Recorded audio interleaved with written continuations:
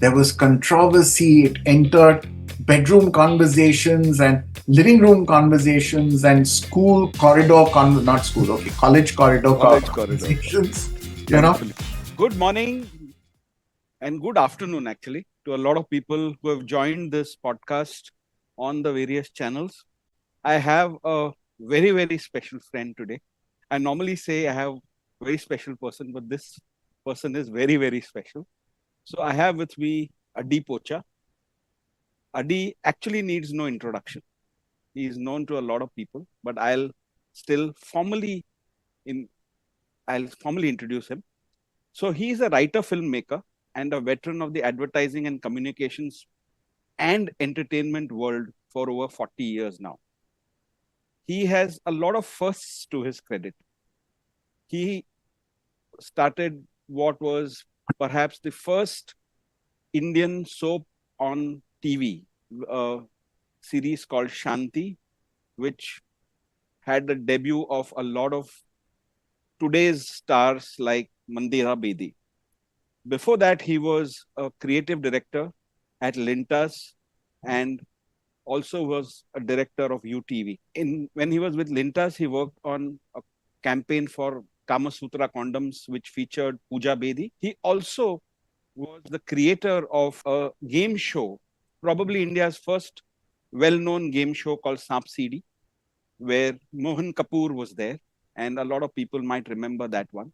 He has also written a book, a fiction novel called Behram's Boat, which was launched last year. And he runs his own podcast called Fellowship of Lost Creative Souls, where he has interviewed some of the best known people from the creative world like Shabana Azmi, Usha Uttup, Prahlad Kakkad, and many, many more. He used to write a fortnightly column in the Indian Express. Some of the old timers who used to read newspapers in the 90s may remember, called Rebel Without a Clue.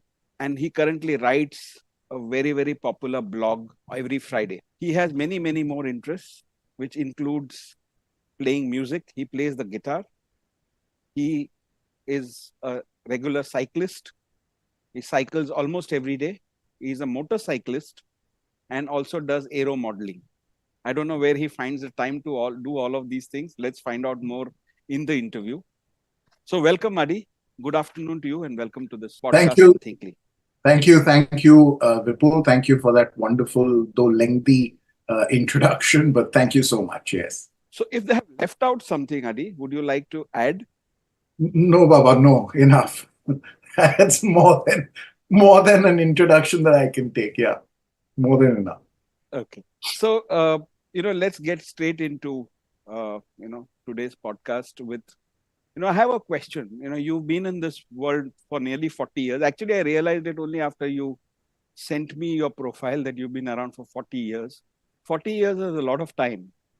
You might have seen this whole world of creative, which is advertising, media, films, change many times over, So if you can walk us through some of the changes you've yourself experienced in your career and continue to experience, we'll get a little flavor of what kind of a person you are.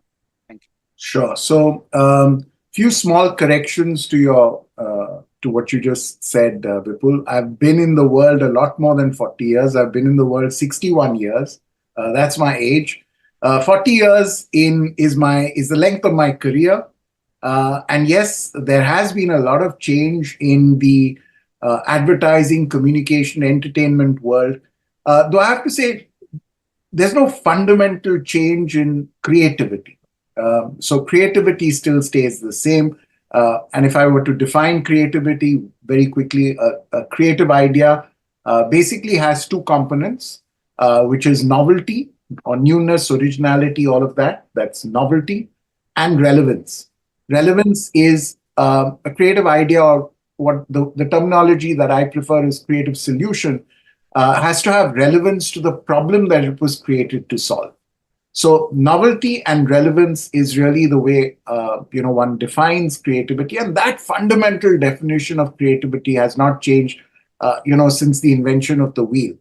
However, yes, entertainment, advertising, communication has evolved, and it's mainly evolved because of the media platforms that one has become exposed to. So I remember when I started in my advertising career, which was in 84, 84, yes, in 84, when I started my advertising career, advertising was mainly print advertising. And then there was this thing called cinema advertising, Right. where there were ads that played in a movie theater. That's right. And yes, television had come around, but it wasn't such a big thing yet. Then there was the shift from print advertising to television advertising. And similarly, when TV opened up in 91 with the advent of satellite channels, you started getting more interesting television programming coming in. So from the old days of one channel of Doordarshan, television started getting more and more competitive, and hence advertising had to get more competitive. And I think the next big shift was the advent of the internet, Yeah. which then of course smartphones, and we know where we are today, where we're constantly scrolling on either Insta or FB or something or the other, and you know that's broadly the change that I think we've seen, which is media driven. And Right. as a result of that, I think communication has had to adapt Right. from print advertising, which was, say, largely newspaper, and people opened the newspaper for information, Right. whereas people switched on their television sets for entertainment. So that in itself was a difference and demanded different kind of communication.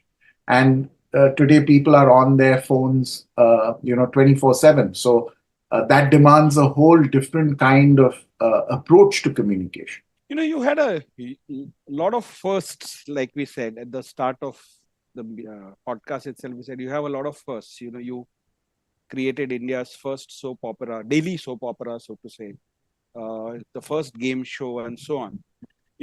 How have you? How what happens? We just want to understand the process. I mean, what happens when an idea which is unheard of comes to you or occurs to you or is told to you? Typically most people would like to probably repeat or adapt something that is working. How do you deal with something that's completely new and unheard of when it comes to you? So when I'm working on something on a project, and where I know that I want to be fresh, I need to be fresh because I need to break clutter, I need to grab attention for all of those reasons. At In that situation, I am extremely nervous about any idea that I've heard of or seen before. So I stay away from those as much as I can. And sometimes it's disappointing because you come up with an idea that you think, wow, it's great. And then you switch on Netflix that night and you see, oh, shucks, it's the same idea, and then you've got to scratch it out in your notebook. So I think you want stuff which is new. You want stuff which is fresh, and when you're actively looking for that, it's a huge rush when you actually stumble across something that you think, at least you seem to think it's extremely fresh, and it's a huge high. Your first instinct is fear because it first looks extremely risky. It's like, I remember when we came up with the Kama Sutra condom campaign. It just looked extremely scary. To position a condom as an aphrodisiac was an extremely scary thought. To position Kama Sutra as the sexier condom was an extremely scary thought. Later on, when we came up with Saap CD, the idea of actually having two physical slides and people getting into the water, real water, was difficult to digest in the beginning. When we did Shanti, to think of that this woman is going to have this arrow on her forehead as a bindi right through 260 episodes or whatever. My makeup guys were a little upset with me, that what's going on. So Right. all of these things, the first thing is fear, self-fear. You yourself are worried. You're worried. Is this going to fly? Is this going to work? And then there's resistance from every corner because nobody immediately accepts and loves a new idea. There's always resistance. There's always that feeling. And that's when you know that you've got something good. When everybody is resisting that idea and they say, no, no, no, this is too risky. No, no, no, this is going to create, a problem. That's when you know you actually got something interesting. And that's when you really have to just stick to your guns and, push for it. Provided, of course, you've done your homework, you've done your due diligence, and you know that this idea has a very good chance of working. You can never say that it's got a 100% chance of working. Nobody can say that. But at least you have a sense in your gut that this is going to do well. Okay. So whatever risks you've taken so far, you say that they've always been backed with a little more research on whether it'll work or not work. May not be 100% research, but it's been backed with some amount of homework, and it was not all gut. So the reason I'm asking you is a lot of creativity is positioned as being a lot of instinctive stuff, thing that they think of when they are asleep and write down at 2 a.m. in a notebook and then go and produce it the next morning. Most creative work that people have seen has always been made to look like this thing that suddenly occurred to them, eureka movement, and then, they've kind of gone ahead and done it. So you say there's a lot of research. No, I don't say that. I think research is the wrong word because research immediately throws up the sense of organizations going through your, creative work and trying to figure out whether it works or not, doesn't work. I'll come to that as well. But I think what happens to a larger extent, at least where I'm concerned, is there's a lot of what I call personal research. Okay. There's a lot of personal experiencing of, if it's in advertising, of the product that I'm dealing with. I remember when I was working on Kawasaki Bajaj way back when, I didn't ride a bike at that time. I didn't ride a motorcycle. So I used to hitch a ride from the Lintas office, which was at Nariman Point, to my home, and I used to stay in Andheri East at the time. So I used to hitch rides with motorcycle riders from Lintas to Andheri East. And it used to take me about 4 rides to get home. And I would chat with them about motorcycles.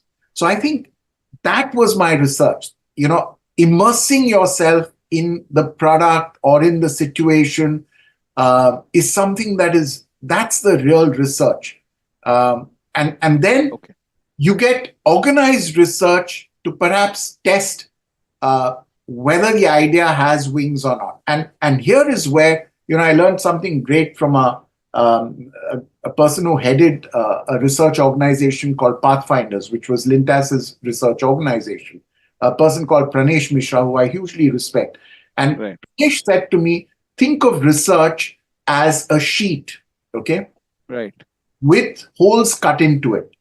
And imagine that the holes are different shapes. So you have square shapes, round shapes, triangular shapes, okay? And then you throw creative ideas through the sheet, okay?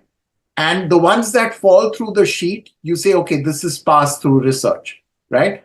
Now, the problem is if your research has only square shapes, round shapes, and triangular shapes, that's all the kind of creative ideas that are going to go through, Right. So your research has to also be creative. Your research also has to have, zigzaggy edges, which allow those really brilliant ideas to come through. What I wanted to understand more is the thought process that happens. So you're saying you create something, you create an idea, you evaluate. Then when you find that, others are opposing it or resisting it, is when you know that, this is something that's going to work. Is that by and large true, or this is always true? So there are two symptoms that I look for when I, present a creative idea. The first symptom is laughter. Okay. Right. Somebody laughs at it. I feel good. I feel, okay, this is interesting because nobody laughs at an old joke. Okay. Right. So if the initial response is laughter, for me, that's a good sign. That means that what we've done is something new, something fresh. Okay. And at least it ticks that one box that, okay, this is, so out there that people laugh at it. Okay. And the second thing is when after the initial laughter, they start shooting it down. And the thing is, any idea can be shot down. Okay. Right. Just by asking the wrong question, you know. So, for example, the famous Okay. little girl in the waterfall concept, all you have to do is to start by asking, who's your target audience? And it'll say, Indian women. What do Indian women wear? Saris. Okay, then maybe we should have her wearing a sari in the water. Sorry, in the waterfall. Yeah. And suddenly you've got a completely different idea. So I think, those two things are what I look for: laughter, and then, when they start uh, not accepting and resisting the idea a little bit, which happens, I feel okay. We're onto something because this is risky. This, or at least perceptionally, is risky. That means it's new. That means they can't find a box to slot it into. Okay. So, I wanted to ask you a question which I've often asked you, but I think I'll ask you again over here for the benefit of a lot of the others. Is, you were in a field which was pretty glamorous, if I may use the word. You've done a lot of things which I may slot it under famous or infamous also, and a lot of your work is consumer facing. A lot of the work that you did out there was seen by the consumers. But now you got into a totally different genre of work, which is corporate filmmaking. How is it different? And what kind of skills and knowledge from your advertising or uh, television days would you do you bring to the table? And how is corporate filmmaking different? Because typically a corporate film doesn't have any of those elements that you just discussed about. So I'll also tell you how I got into corporate films. I mean, because that's interesting. So '96 is when I was fairly on top of the world. I mean, I was doing well as an advertising guy. I'd done a lot of television, which was successful. You mentioned Saap CD, you mentioned Shanti. There was also a comedy show called Sorry Mary Laurie. I'd had my fair share of flops as well. I'd done a flop show called Maybe Detective, and one or two others as well, which were, they flopped. I mean, what to do? Um, but '96, there were a lot of things that happened in my life. I lost my father. I went through a divorce. I got remarried. A lot of turmoil in my personal life. And I remember when um 96, 97, all of this was going on. 97, I got remarried again. 98, I came back from my honeymoon and I had no clients. All my clients had left. I'd just gone for a 6-week honeymoon. I thought that's a very short honeymoon. But 6 weeks I went, and when I came back, I had no clients. I thought, okay, fine, they'll come back. But they never did. They never came back. And we went through a really, really bad phase because every time we started getting work, we'd get hit by something. The dot-com bust happened in '99. 2001 was 9/11 and all advertising budgets were cut. So all of this kind of stuff kept hitting us. And by around 2002 or so, we were right at the bottom. And I think I owed about 1.30 crore to the industry. No way of paying it back. Didn't know what to do. And eventually, and I've told you this story, but for the benefit of our viewers, eventually in around 2002 or 2003, I was completely broke, completely at the bottom. And as a almost as a last resort, I went to Siddhivinayak Temple. And this sounds like a Hindi film, but what can I say? It happened. This is the way it happened. And I went to Siddhivinayak because my grandparents used to go there. So I just went there. And I said, okay, I surrender. You decide what to do. You be my financial manager. I'll come and meet you once a week. You decide what I should do. And I really don't know how this happened, but within a week, work started coming in, Right. literally. But now it was corporate films. It wasn't ad films. So I started getting corporate film work from Mastech, then from HUL, and slowly we started. And I until then I used to look down my nose at corporate films. But I'd gone to Siddhivinayak, I humbled myself, I prayed like a madman. And now, he said, okay, here's the work. 1 week later, uh, I just said, okay, let's just take it, let's do it. And I started doing it. And now, in retrospect, when I look at that decision from a business perspective, I realized that it was a very right decision for two, three reasons. One is corporate films was not as competitive a field as say ad films were. Two is corporate films is not single person dependent. In ad film, it's the director who fronts the project. That's right. So I was actually able to build a team over the years, and with direct people who directed in their own right. Um, Also, the third thing is that by then we had a camera in house, we had an editing system in house, both of which I could use for corporate films, but I couldn't use them for ad films because you needed higher level equipment for that. Equipment, yeah. So for the corporate films, I was able to use in-house equipment. Therefore, my costs were down.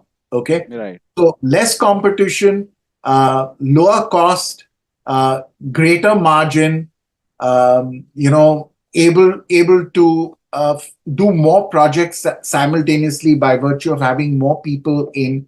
And most importantly, we moved from fiction, which was advertising and television, Right. into non-fiction, which was corporate films and corporate That's right. social documentaries. And I think that set us up for today's digital world, where the emphasis is on authenticity, the emphasis is on being, real, being true, Correct.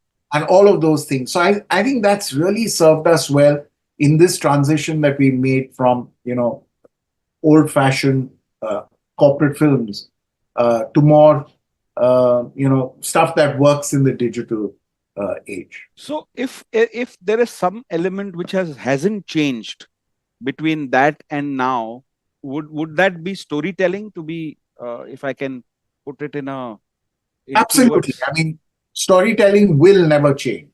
Right. You can um, basically you build brands by taking a product and wrapping a story around. Right. So and there's the famous thing that I do with in some of my workshops where I show people this piece of rock. Right. I don't know if you can see it. We can. Yeah. And so I picked this up. In 1991, I'd gone to the US and gone to around the Rocky Mountains area, and there was a stall over there. In the 70s or so, a meteorite had passed very close to the Earth. Okay, and there was a shower from the meteorites. Right. And in this particular area, and these guys had collected this and they were selling these meteorite rocks as souvenirs. Okay. So I bought one of these now, and guess how much this little thing cost me, Vipul? $10. $10. Okay, great. So now when I ask this question at a workshop, I get all kinds of answers ranging from $10 to $50 to $100. Yesterday, I was with someone who said 1 crore. Okay. Actually, the truth is I picked up this stone from Dharavi. Okay.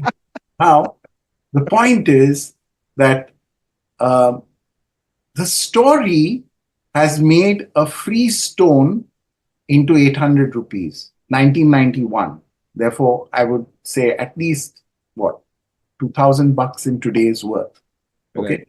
So a story wrapped around this has enhanced the value of this. And we do it with everything. You take sugar water, black sugar water, you wrap a whole bunch of stories around it, call it Coca-Cola, and suddenly from $2, it's $20. Right. So I think storytelling hasn't changed. And I also caution my students or the people that don't think that, in this case, I was telling you a bullshit story, just to make a point. But in advertising, that doesn't work. Your stories better be grounded in reality. You can't just tell bullshit stories. You can certainly tell stories which show how the product fits into my life or how the product will help, me project myself to the world. But Right. you can't you can't overdo that. So at Yeah. this point, I'll just take in one point which is coming from Vivek Saxena. He says creativity has always been in vogue, but would you agree that it is more and more moving towards capturing attention rather than storytelling? That seems to be a lost art. So I think creativity is always an instrument used to draw attention. We are drawn. We stop when we see the new. You know. Right.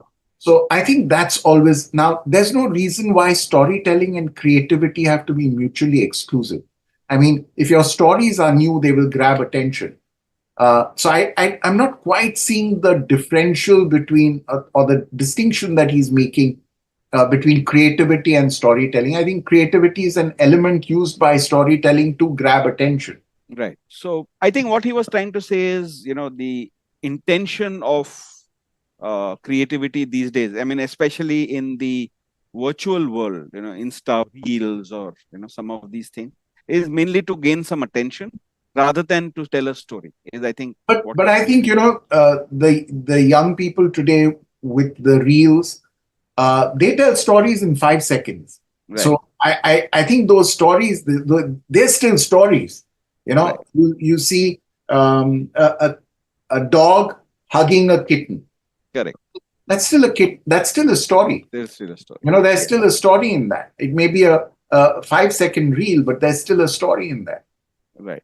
Okay. So we'll come to the question which we got on to your life story somewhere along the way. But, in terms of when it comes to corporate filmmaking, what are some of the skills and knowledge that you gained in your advertising and television stint that you bring to the table while while making corporate film? So obviously, there's all the technical skills. The Right. camera, the editing, the writing, all of that, which I took from advertising and television, certainly came in handy in when I make corporate films.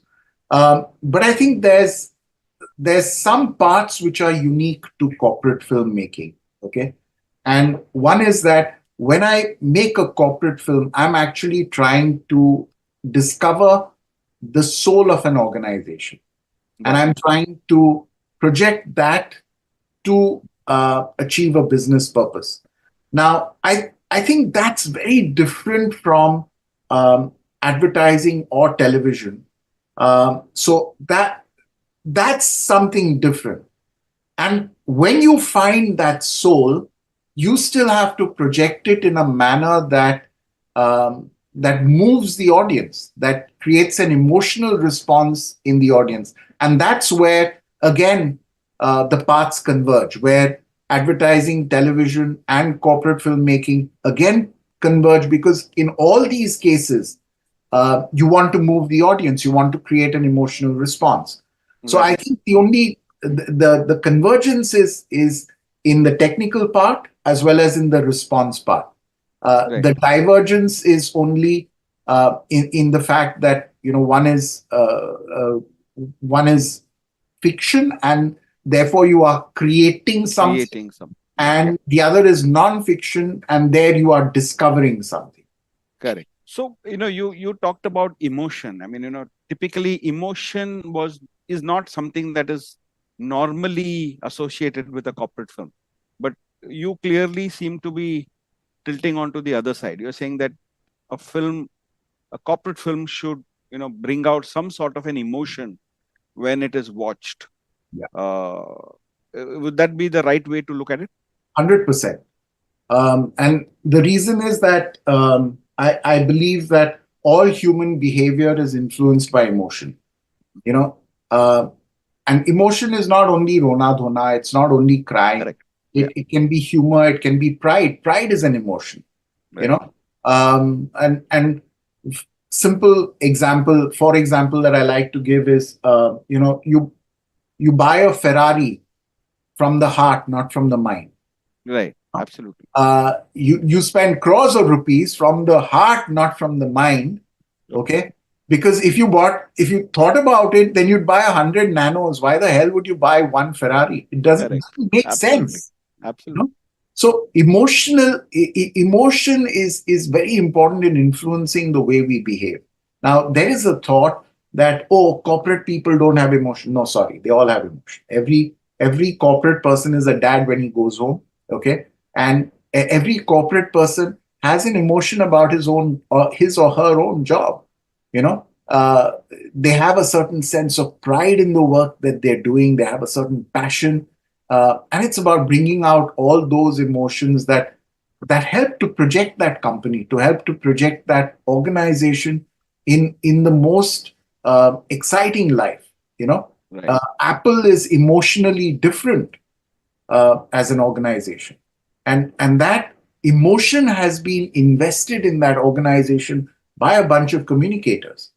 Correct. So that's critical. All organizations have some a basket of emotions that have been placed inside them, and then that is projected to the outside world. So if you didn't have an emotional film, then make a PPT. You know, but why show a film? Film is an emotional medium, so you Right. need that. You need, and it works. It does make a difference to, when I see pride in the person, uh, I I feel good about that. Okay. So now coming to our topic of this discussion. So we said creative communication for business. Can you unlock or can you demystify these two words, creative communication, for us? Because what is it that you mean by creative communication, or what do we mean by business by creative communication? If you can, So unlock it. I don't know how much time we have. We've We got have about, time. No worry. We okay. have time. So I want I want to say that uh, a, a business without communication, okay, runs the risk of being invisible, right? Correct. So if I take an egg, a hen lays an egg, doesn't crow, doesn't make a noise. Nobody knows that there's an egg, right? The hen makes the little bit of noise, and that's when you know. Now, every business needs to communicate. It needs to communicate about itself to its various audiences. Its audiences could be its customers, its B2B customers, other stakeholders, partners, collaborators, etc., etc. Without communication, the business itself uh, is invisible. So that's the role of communication in business. Now, I'm not sure about the word creative in the context of a corporate film as much as that the corporate film needs to make me feel something. Okay, That's right. has to has to represent the company, discover and project the soul of the organization in as authentic a manner, and at the same time, it has to make me as the viewer feel something. Okay. So I think that's with relation to a corporate film. But if you look at just a business, okay, um, and assuming that you're not communicating only through a corporate film, but you're communicating through any and every medium that's at your disposal. Um, Obviously, you want to communicate, and obviously, you want that communication to cut through clutter so that it is noticed. And that, I think, is the role of creative communication in making sure that the business, what it stands for, its products, its services are noticed in today's hyper cluttered world. Uh, Right. you need to have that creative communication, and this I'm talking beyond just corporate film. So, typical question which gets asked at various meetings that we attend as people from the communication industries. All this is fine for companies like the large companies like the L&T or the Unilever, but we are a small company. We don't have those kinds of budgets. You know, we don't. How does one crack the code when it comes to these questions? Is it only about budgets, or budgets is just one of the aspects to be considered? So definitely budget plays a role, but I will say budget and attention getting, okay, are both are on, I won't say opposite sides, but if you don't have the budget, you better be extremely attention getting. Okay. And I'll give you a real life example, which is the Kama Sutra condoms campaign. Um, when we did that campaign, it was all over. And, it was one of the most talked about campaigns of that time, right? Now, of course, it would look like an ad for candy floss or something. It was actually quite stale. But for its time, it was very advanced. Now, at that time, a good campaign, a good national level campaign would require a budget of at least 1.5 crores. Okay, at that time. And I'm talking 1991. The budget for Kama Sutra was about 28 lakhs. Okay. But it felt like 3 crores. Okay. True. Because it got Absolutely talked about, it got spun around, there was controversy, it entered bedroom conversations and living room conversations and school corridor, college corridor conversations, and all of that. And, it was talked about, and that's what creativity does for you. It actually, makes it possible for you to spend a little less money, and therefore it's important if you have less money to actually be a little more creative in your communication. So would so put differently, will it mean that creative communication is to find ways and means, or have communication which gets other people talking about it, hopefully in a good way, about your brand and about your products and services? Would that be a good way of putting it?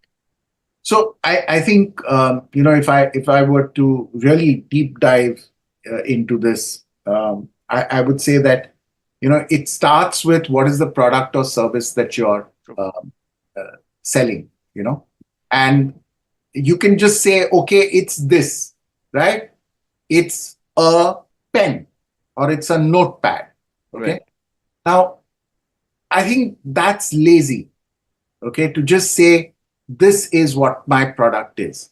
Okay. Right. If you really want to, you can start thinking a little bit further about your product or service and start applying creativity in the way you define how that product or service is going to fit into your audience's life. Okay.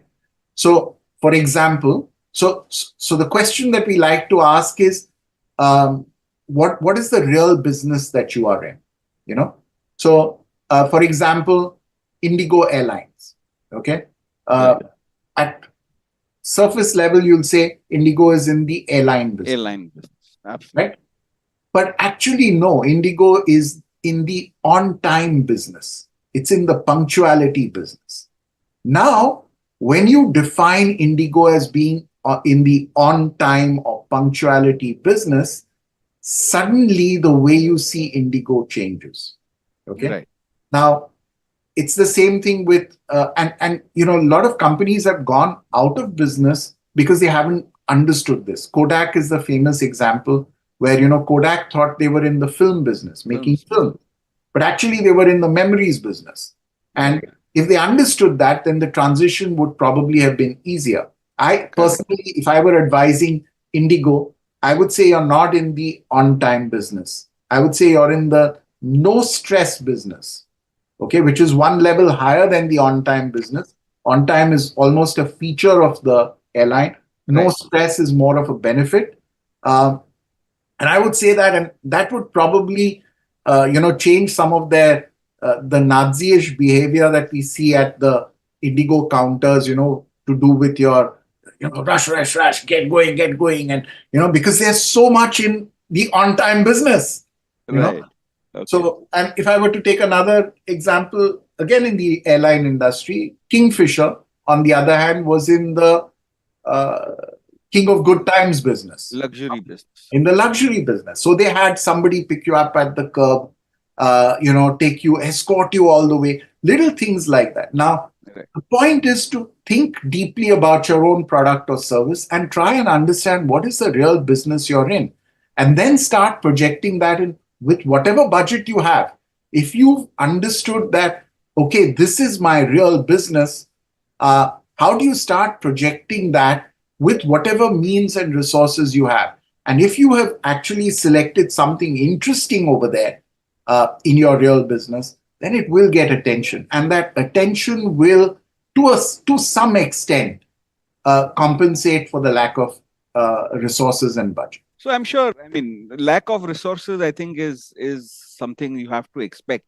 I mean, I think the biggest of our clients will always tell us we have limited resources. Nobody is ever going to tell us we have unlimited budgets. I think that's a reality which everybody in the communications industry will live with. Yeah, that's a great way of looking at, your business and what it stands for and your product and what it delivers. To look at benefits to the customer, and then position our communication accordingly. uh, that will help us look at our communication differently than what we uh, possibly currently look at. Okay, now we'll come to the reason of this community. I mean, this community is about business networking, and a lesser known fact which we didn't mention at the beginning of the introduction, I mean, at the beginning of this discussion, is the fact that you are an active networker. How has business networking helped you in your business? If you can just talk a So, little bit about how business networking has helped you in your business. sure. So for the longest time, till about 2015, I knew nothing about networking. I didn't even know that it was a critical part of business, because I didn't know anything about business. My background is, I'm a physics graduate, so I have no idea about anything in business. I come from a showbiz family, so no real understanding of business at that time. In fact, that's part of the reason why I had this huge problem uh, between '97 and 2003. Is because I didn't know how to acquire customers. I didn't know how to bring in business. I just wasn't equipped, and I didn't know how to start. Uh, Right. from about 2003 to about 2015, as I said, we started creating a niche for ourselves in the corporate film industry, and HUL became a very large client of ours. Okay. Right. And work just kept coming in, so I didn't need to network anymore again. Right. So for a large part of my career, I never felt the need to network, and I got into networking completely by accident, because an old school friend of mine, Khuzem Sakarwala, called me up out of the blue and said, there's this organization called BNI, and why don't you come for a meeting? And I said, nah, networking, I can't even see myself doing that. But then I went for the meeting, and I felt, hey, this is interesting. The structure, the method, the rigor. There was science to networking, which even in that one meeting, I kind of latched onto and loved. And I suddenly said, okay, as a communicator, networking was my way of being able to reach out to my customers without spending huge sums of money, without advertising. All I had to do was to impress. And at that time, the chapter that I did eventually join in BNI was about 58 members strong at that time. We're now 150 members, but at that time, 58 members.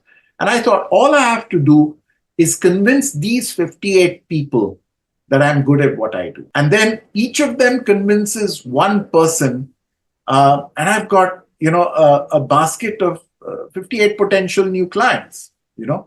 Um, and sure enough, that's how it works. So it's like a ripple in a pond.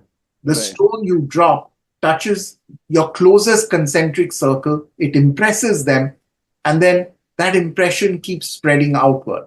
And I was very fortunate that, people in BNI actually uh, liked what I had to say and started taking my message out to potential customers of mine. And yeah, I got a lot of business as a result of that. So now, You I'm seasoned network. I'm converted to the cause of network.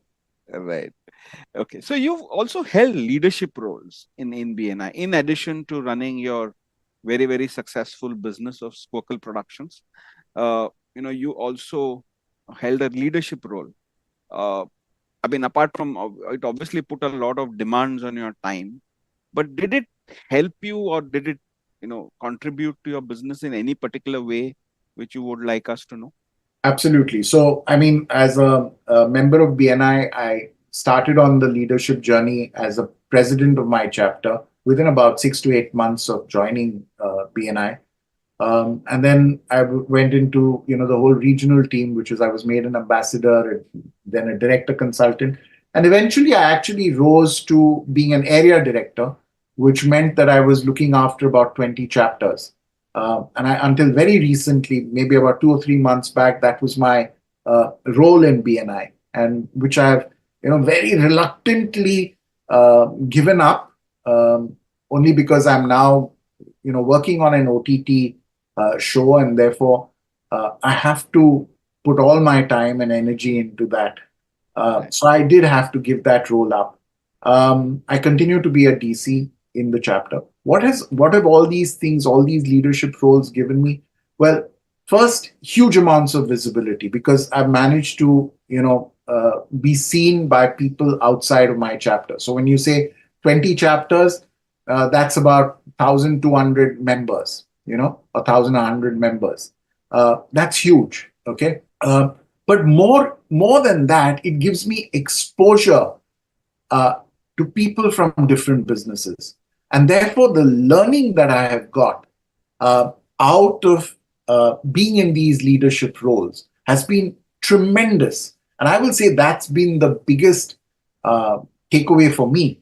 As a result of being in leadership roles, people ask you questions. Questions make you think, and questions Yeah. coming from different perspectives makes you think about what you're doing, about your own business, and Right. applying some of those things to your own business. And it's really, really stood me in great stead. So I would say visibility and learning have been my two greatest takeaways from leadership in BNI. Great. So, what would be your advice to young professionals who are, come joining the industry, or, to young or even experienced business owners who have never thought about networking? What would be your advice? Jump straight in, uh, get into a platform. BNI is great.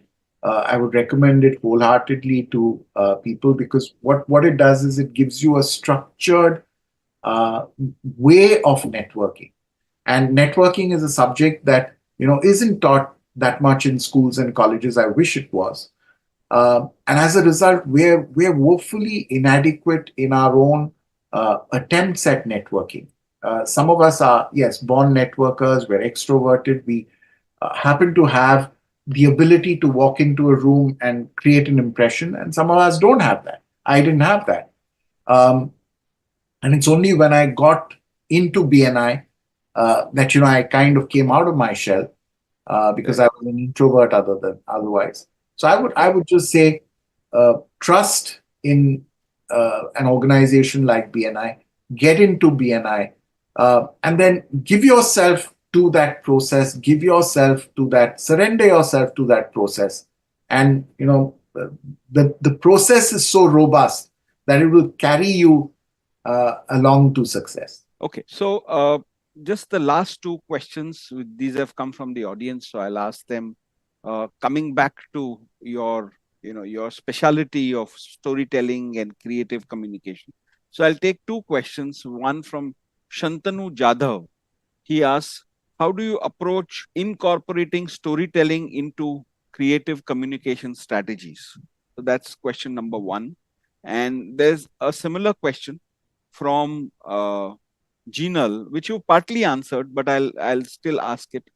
How can businesses leverage creativity and differentiate themselves in a crowded marketplace? I'll ask this question, although you are partly answered both before, So but I would like you to let's take elaborate. Shantanu's question again. Can you just repeat Shantanu? Yeah. So Shantanu's question is, how do you approach incorporating storytelling into creative communication strategies? So the thing is, there's a little nugget that I've heard, which is that facts tell, but stories sell. Okay, I think that's very true. It's a fact that we remember stories. We remember, and because from time immemorial, we've communicated through stories. Right. If you look at our religious texts, for example, whether it's the Bible, whether it's the Bhagavad Gita, okay, uh, we're actually being told to behave in a certain way uh, through storytelling. This continues in everything that we want to do. Right. Uh, Whether we want to sell a bottle of water or whether we want to, sell a jet plane, uh, you need to wrap a story around it. You need to uh, show me the dream, show me how this fits into my life. How does this and tell and show it to me in a story. It could be a visual story, it could be a story with words. But the more you do that, and if the story itself is innovative, interesting, touches some Oh, emotional yeah. chords in me, has a bit of an arc, a little bit of laughter, a little bit of joy, uh, I will remember that story much more likely, and more importantly, I will then tell that story forward. You know, Right. and it's little stories that you want to know. It's like if I take, okay, there's a cricket ball on my desk right now, right? It's just, you can tell a story of how this cricket ball is made, okay, and that would be interesting, you know just telling the story of how this cricket ball is made, right?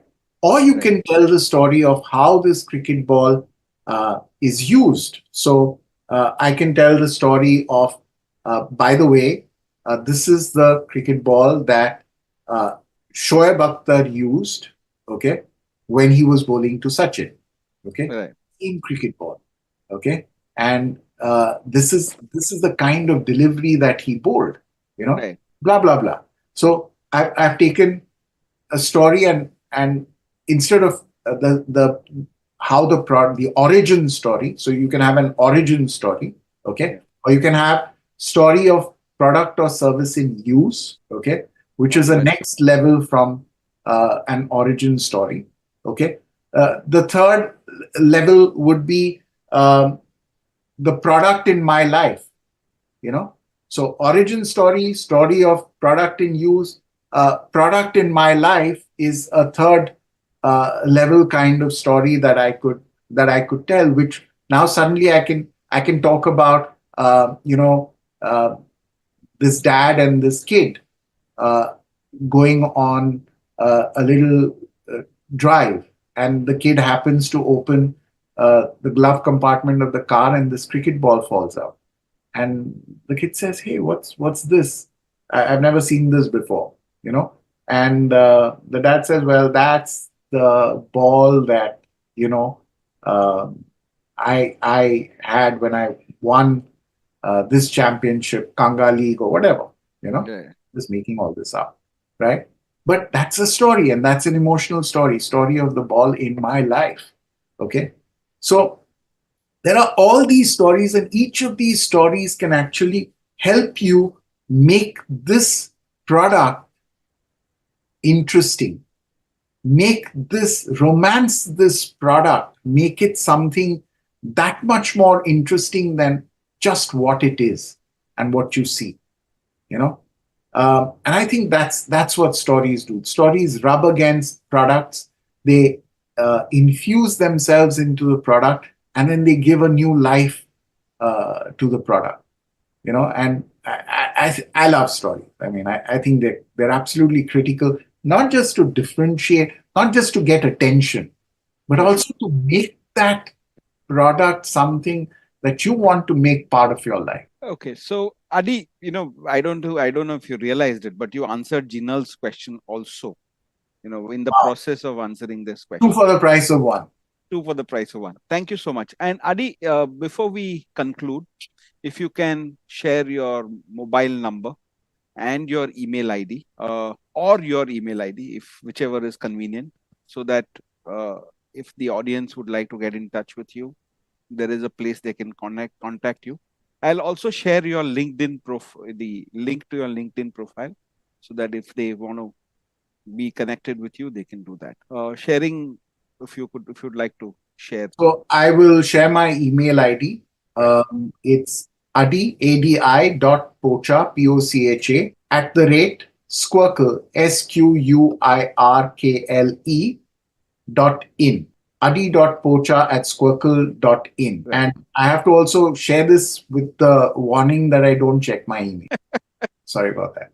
But I do check my LinkedIn. Yeah. Okay, fine. So So LinkedIn your is the best way. LinkedIn link also will be shared on the group, so that those who want to get in touch with you can do so. So thank you very much, Adi. I know you had a little bit of a family thing to take care of, but you still made the time and were there on time for the interview. Thank you so much for sparing the time and sharing all your thoughts. I hope the audience is only richer out of after hearing you. I wish you all the best for your OTT. And, if you can share the story someday, that'll be great fun. But I know you're not going to tell me till it happens. So have a nice day and God bless. Thank you. Thank you so much. Thank you, everyone, for tuning in, listening, and watching. God bless.